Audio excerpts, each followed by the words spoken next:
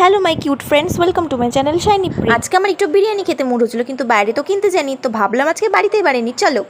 বিরিয়ানিটা আজকে আমি পুরোপুরি ঘরোয়াভাবে তৈরি করব। এখানে সব কিছু রেডি করা হয়ে গেছে আগে থেকে। এখানে ডিম ঝোলা হচ্ছে, আলু পেঁয়াজ সব কাটা। এবার আমি কড়াইতে তেল দেবো, কারণ কি বেরেস্তা ভাজতে হবে। এবার তেলের মধ্যে সব পেঁয়াজগুলো দিয়ে বেরেস্তা ভাজবো। এখানে বেরেস্তাও রেডি হয়ে গেছে। এবার এখানে এক এক করে সব আলুগুলো দিয়ে দেবো, দিয়ে একটু ব্রাউনিশ করে ভেজে নেবো আলুগুলোকে। এবার দুধের মধ্যে মিঠা আতর দিয়ে বিরিয়ানি মশলাটাকেও রেডি করে নিয়েছি।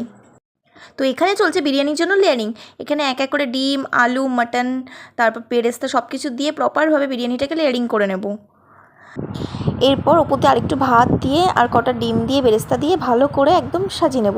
Layering complete. আধ ঘন্টার জন্য দমে বসাবো। আধ ঘন্টা পর বিরিয়ানি ঢাকনা খোলা মাত্রই একদম সামনেটা ব্লার হয়ে গেছিলো, আর চারিদিকে একটা সুন্দর স্মেল আসছিলো। বিরিয়ানি সব কিছু প্রপারভাবে কুকড হয়ে গেছিলো।